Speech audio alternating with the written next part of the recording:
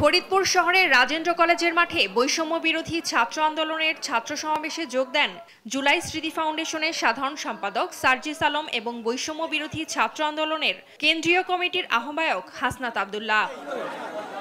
এ সময় আগে বিচার এবং রাষ্ট্রের সংস্কার হবে, এরপর নির্বাচন উল্লেখ করে অবিলম্বে প্রোক্লেমেশন অব জুলাই রেভলিউশন ঘোষণা সরকারকে দিতেই হবে বলে জোর দাবি জানান বক্তারা।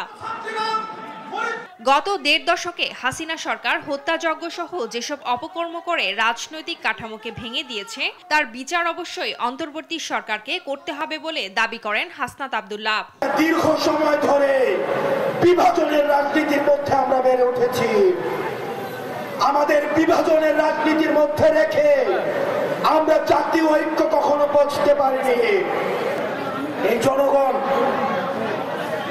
এই দ্রব্যমূল্যের ঊর্ধ্বগতি, দুর্নীতি, সিন্ডিকেট এই বিষয়গুলিকে সহজভাবে নেবেন।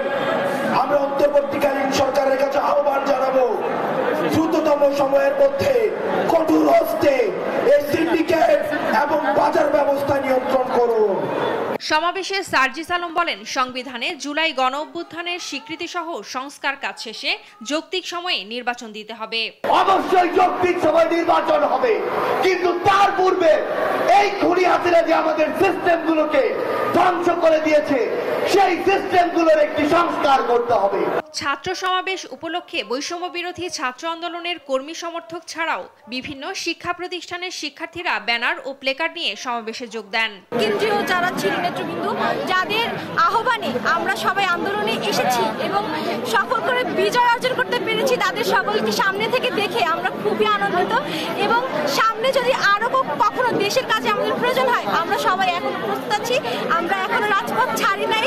আন্দোলনের সময় আহত এবং নিহত হয়েছে তাদের পরিবার যেন সুষ্ঠু বিচারটা পায় এবং আমাদের যে জেনারেশন জেনজি যেন বাংলাদেশকে আরো অনেক এগিয়ে নিয়ে যেতে পারে। নিউজ ডেস্ক, দেশ টিভি।